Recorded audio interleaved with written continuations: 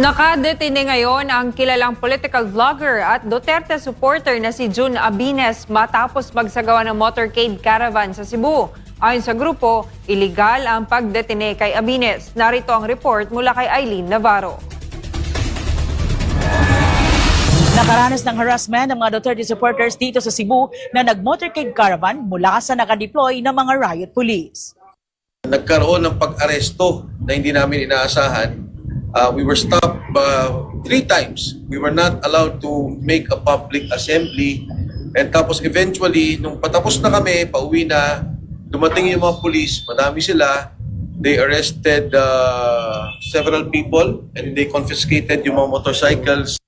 Naniniwala ang mga Duterte supporters na harassment ang ginawa ng kapulisan sa kanila dahil maayos at matiwasay naman daw ang motorcade caravan na isinagawa nila araw ng Huwebes, Enero 29 taong kasalukuyan. Ang among gibuhat is peaceful motorcade, no, supposedly, but sa Plaza Independencia pa lang aside, giharangan nami na we follow traffic rules. Pero ginadaan pa mig mga shields sa mga pulis, wala mig riot police. But the bad thing na wala gid nako madawat is ang pag-arrest sa akong mga riders, no.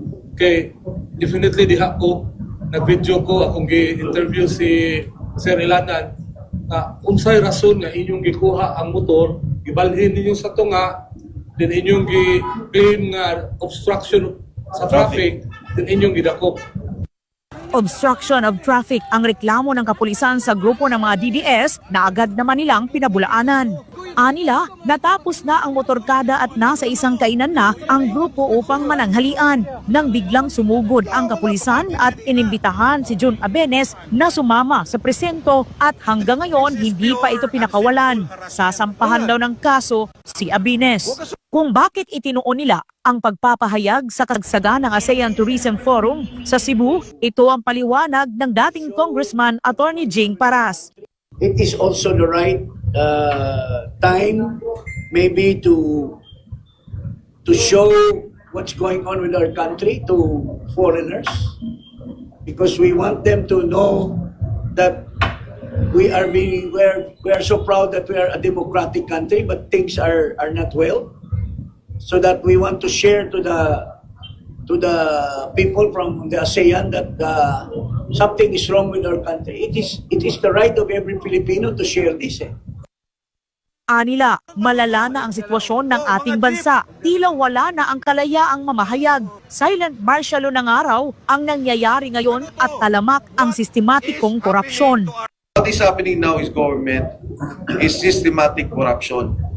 And ang masamang nangyayari, we see it in Congress, we see it in the Senate, yung pondo-pondo nakikita. On top of that, and managing that, is the President himself. If we were given a chance to, yung na-present namin to sa impeachment case, we would have proven that.